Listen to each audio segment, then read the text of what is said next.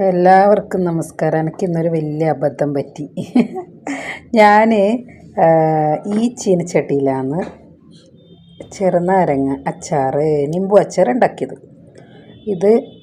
ഇതിൻ്റെ ഒരു സ്റ്റോറി പിന്നെ പറയാം. ചീനച്ചട്ടീൻ്റെ പക്ഷേങ്കിൽ അലൂമിനിയത്തിലൊന്നും ഉണ്ടാക്കരുതെന്ന് പറയും. പിന്നെ ഉണ്ടാക്കേണ്ടത് മണ്ണിൻ്റെ ചട്ടിയിലെങ്ങനെ. ഞാൻ എങ്ങനെയാലും പണ്ടേ ഈ അലൂമിനിയത്തിൽ ഉണ്ടാക്കി ആറി വടപ്പാട് മാറ്റി വെക്കും. അപ്പോൾ ഞാനത് നല്ല വൃത്തിയിലെല്ലാം പറഞ്ഞെടുത്ത് 5 മിനിറ്റ് വീഡിയോ ആയി നോക്കിയിട്ട് വീഡിയോ വന്നില്ല, അത്രയും പറഞ്ഞിട്ട്. അതുകൊണ്ട് പിന്നെ ഈ ചീനച്ചട്ടി നിങ്ങളെ കാണിച്ചിട്ട് കഥകൾ മൊത്തം ഞാൻ പറയണേ ഇനി. അപ്പോൾ ചെറുനാരങ്ങ അച്ചാറിൻ്റെ ഞാൻ എങ്ങനെയാണ് ഇടുന്നതെന്ന് പറഞ്ഞുതരാം. എല്ലാവരും അങ്ങനെയാണോ എന്താവും ഞാൻ റെസിപ്പി നോക്കിയിട്ടല്ല എപ്പോഴും ഇടല് കേട്ടോ. ഞാൻ ഇടുന്നത് പറയാം. കണ്ടു കഴിഞ്ഞിട്ടാകുമ്പോൾ നിങ്ങളെങ്ങനെയാണ് അച്ചാറിടുന്നത്, ഞാനിട്ടത് ഇഷ്ടപ്പെട്ടോ ഇല്ലയോ, അപ്പോൾ കമൻ്റ് ഇടുക, ലൈക്ക് ഷെയർ അതെല്ലാം ചെയ്യുക. ഓക്കെ, ആദ്യമായിട്ട് കാണുന്നവർ ഇഷ്ടപ്പെട്ടിട്ടുണ്ടെങ്കിൽ സബ്സ്ക്രൈബ് ചെയ്യുക, സബ്സ്ക്രൈബ് ചെയ്യാത്തവരാണെങ്കിൽ ഓക്കെ. അപ്പോൾ ഞാൻ എൻ്റെ നിമ്പു അച്ചാറൊന്ന് കാണിച്ചു തരാം. ഇതാണ് സുഹൃത്തുക്കളെ ആ അച്ചാർ കേട്ടോ.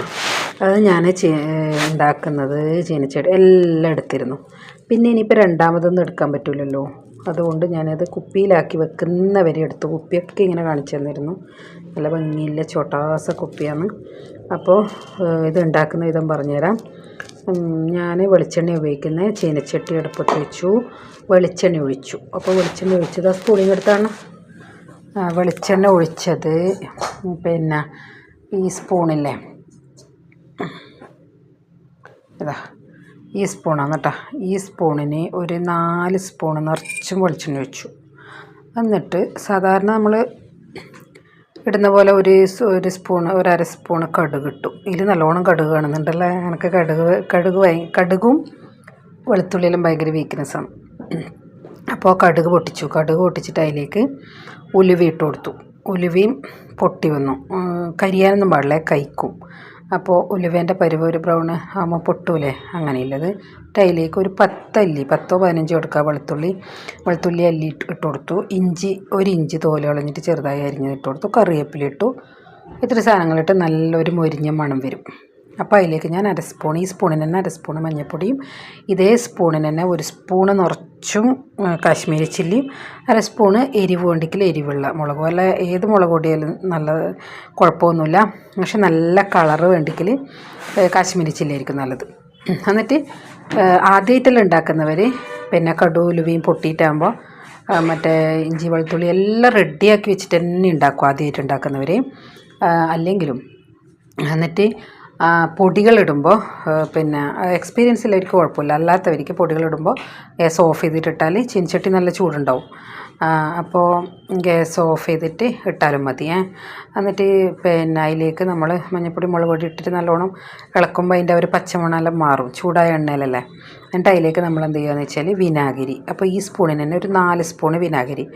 അത് വിനാഗിരി ഒഴിച്ചിട്ടില്ലെങ്കിൽ കുഴപ്പമൊന്നുമില്ല, 1 സ്പൂണായാലും കുഴപ്പമില്ല. ഞാൻ ഒഴിച്ചതാണ് ഞാൻ പറയുന്നത്. ഞാൻ 4 സ്പൂണ് വിനാഗിരി ഒഴിച്ചു. എന്നിട്ട് ഒരു തിള വരുമ്പോൾ സാധാരണ പച്ച വിനാഗിരി ഒഴിച്ചാൽ ചീത്തയിപ്പോൾ അങ്ങനെയൊക്കെ പറയുന്ന കേട്ടോണ്ടോ. ഞാൻ മുന്നേ ഒക്കെ ലാസ്റ്റാണ് വിനാഗിരി ഒഴിക്കൽ, ഇപ്പാണ് ഇങ്ങനെ ഒഴിക്കുന്നത് കേട്ടോ.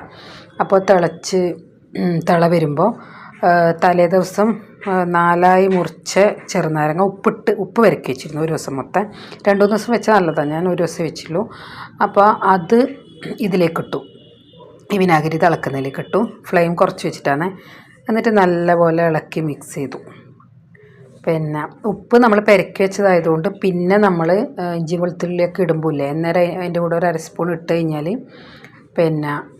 നല്ലതായിരിക്കും. അഥവാ കുറഞ്ഞു പോയിട്ടുണ്ടെങ്കിൽ പിന്നെ ഇട്ടാലും മതിയല്ലോ, ഓൾറെഡി നമ്മൾ പെരക്കി വെച്ച ചെറുനാരങ്ങക്ക് ഉപ്പുണ്ടല്ലോ. അപ്പോൾ അങ്ങനെ ആയാലും മതി.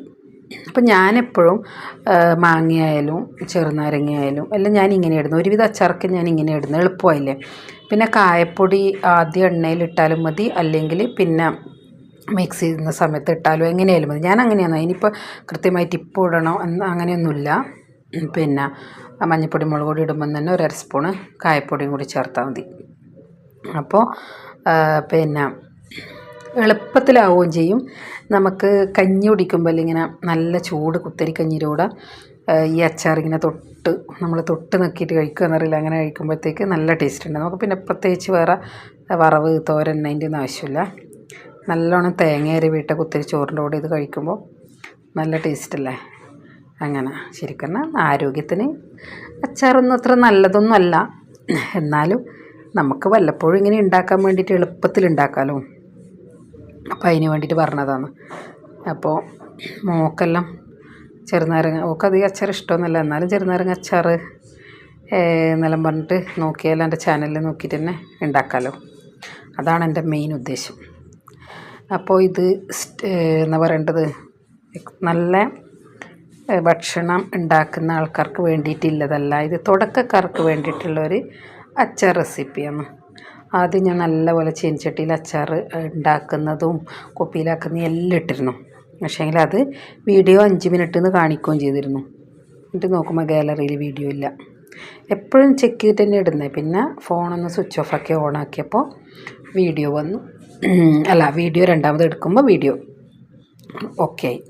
അങ്ങനെ ഇതെടുത്ത്. എന്നാലേ എല്ലാവർക്കും ഇഷ്ടപ്പെട്ടിട്ടുണ്ട്. ലൈക്ക് ചെയ്യുക, കമൻറ്റ് ചെയ്യുക. ആദ്യമായിട്ട് കാണുന്നവർ, സബ്സ്ക്രൈബ് ചെയ്യാത്തവരാണെങ്കിൽ ഒന്ന് സബ്സ്ക്രൈബും കൂടി ചെയ്യുക. Okay, thank you.